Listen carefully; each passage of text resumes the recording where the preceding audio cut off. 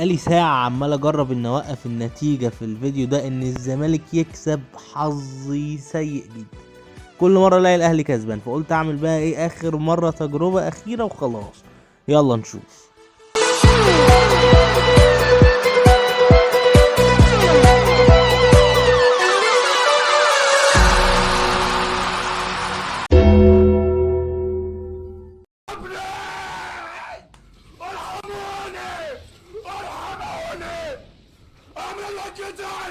سيبكم من الكلام الفاضي ده بقى خالص. هو اصلا ان يبقى في نحس كده ليلة المباراة ده شيء غير مبشر، بس نتكلم في المفيد احسن.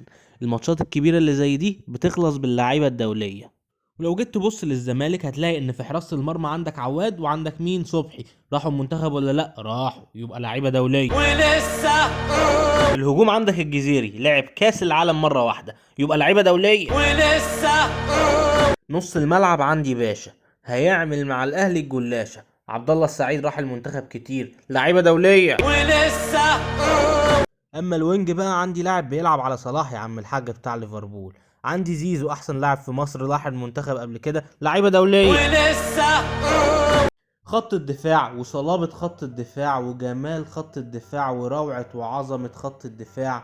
عندي نجم الفريق حمزة المسلوسي اللي راح منتخب تونس، صعدوا النهائيات وخدوا البطولات. المدرب ما خدوش مع منتخب تونس اخر بطولة.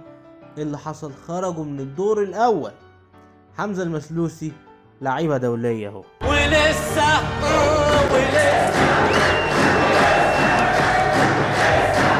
شفتوا؟ مع كل اللعيبه بيقولوا لسه واحده بس، انما مع نجم الفريق قالوا 500 مره ولسه، عشان تعرفوا بس الانترو.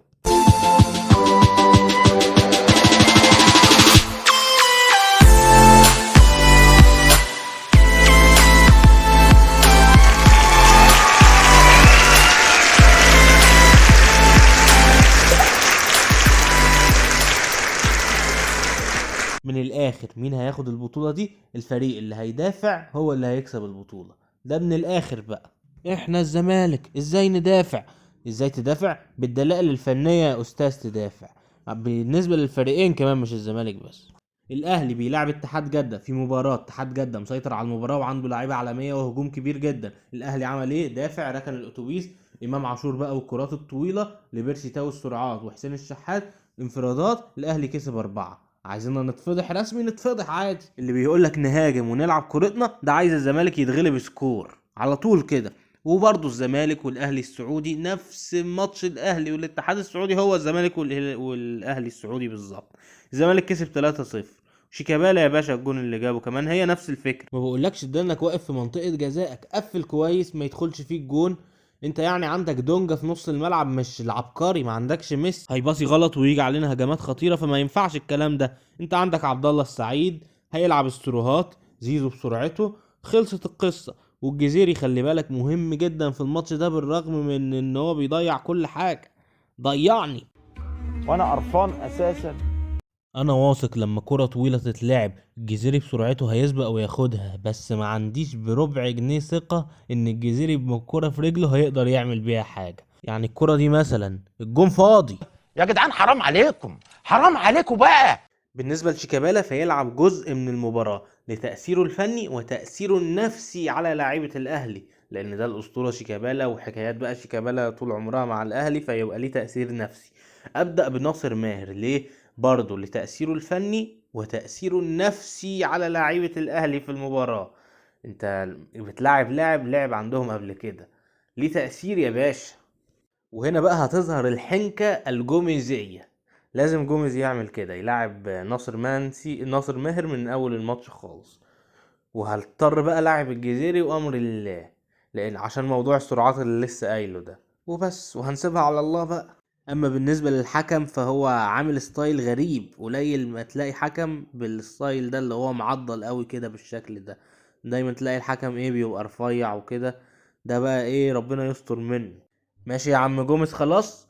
سرعات السعيد سرعات زيزو جون، خلصت، مش عايزين ايه اي كلام تاني. نكسب بس الماتش ده لان ده مهم جدا بالنسبة لي. نكسب الماتش ده، نكسب وناخد البطولة، اهم ماتش في الموسم. وبعد كده بقى ايه نتدرب بقى على طريقتك براحتنا ونمسك الكورة وكده، لان احنا ما ينفعش نلعب بالطريقة بتاعت جوميز دي قصاد فريق كبير واحنا لسه ما جربناهاش غير مرتين تلاتة، دي لما نبقى لعبنا بقى 15 ماتش ولا حاجة. بالنسبة لسامسون فلاعبه في حالة واحدة بس، ان انا دخل فيا هدف، فبالتالي هضطر اتخلى عن الطريقة الدفاعية دي وهاجم، ما انا خلاص ضعت ودخل فيا جول.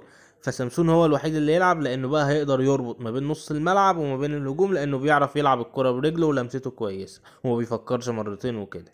بس فدي الحالة اللي هلاعب فيها سامسون. بالنسبة بقى للفيديوهات في الصفحة دي، فاحنا للأسف عملنا ايه، هما فيديوهين من اول السنة، عملنا الصفحة اول السنة ونزلنا فيديوهين. بعد كده حد بقى اداني عين شديدة جدا، عييت برد، قعدت شهر عيان، وغير ان جالي الضغط. تخيل واحد عنده 22 سنة جاله الضغط، لا حول ولا قوة الا بالله، بنموت. مش ناقصة يا زمالك النهاردة. ماشي، فده سبب الغياب يعني، فاحنا نعتبر بنبدأ من الاول وجديد. فاعمل كده بقى لايك ايه علشان الفيديو ينتشر بسرعة ونكبر الصفحة بسرعة. 1000 متابع لسه، يعني ايه عدد بسيط خالص، بنبدأ من الزيرو.